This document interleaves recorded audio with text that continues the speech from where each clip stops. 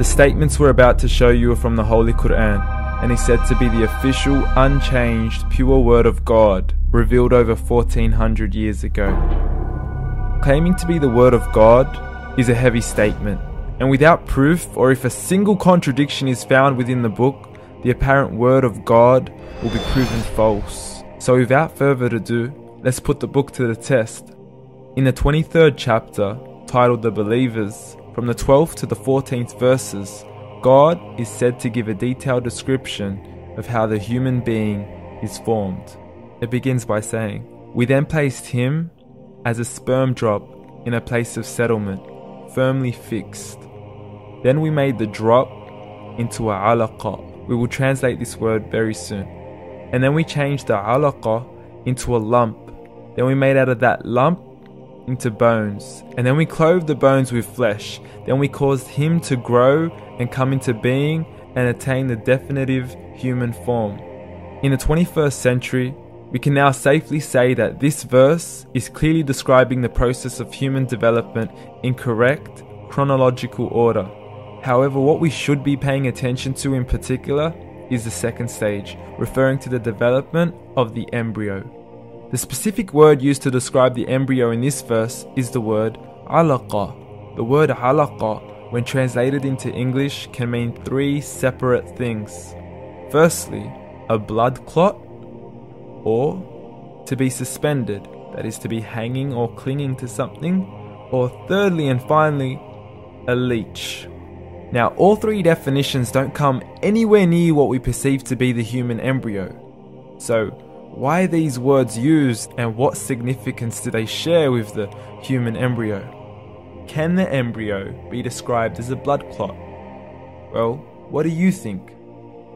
In the third week of embryonic development, a tubular heart joins with the blood vessels to form a primordial cardiovascular system, and by the end of the third week, the blood is circulating and the heart begins to beat on day 21.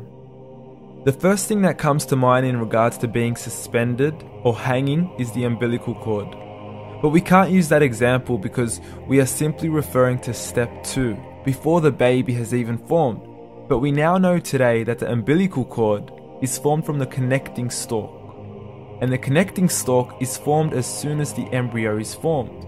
The embryo's connecting stalk has even been described by John Allen and Beverly Kramer as an object to suspend the developing embryo in the extra-embryonic column. So an embryo is suspended and does have a strong resemblance with the blood clot. What on earth would an embryo have to do with a leech? Figure A shows the structure of an embryo at 25 days. Figure B shows a leech. Now please note once again that the embryo in this stage is no greater than the size of a kernel of wheat. This is an X-ray of the embryo at 22 days. This is the internal structure of a leech. It's mind-blowing stuff, but you still haven't seen anything yet.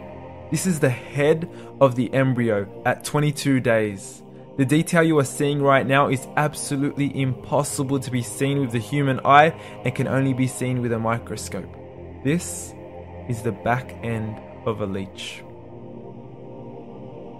There's no other words used to describe this other than mind-blowing. The pictures we have shown you are impossible to be seen with the human eye or even to be predicted by the human mind. Once again, the verses we have shown you were revealed over 1400 years ago to a man who couldn't read nor write. Are these the words of God? Descriptions of the human embryo in the Quran cannot be based on scientific knowledge in the 7th century. The only reasonable conclusion is that these descriptions were revealed to Muhammad from God, from God, from God, from God, from God.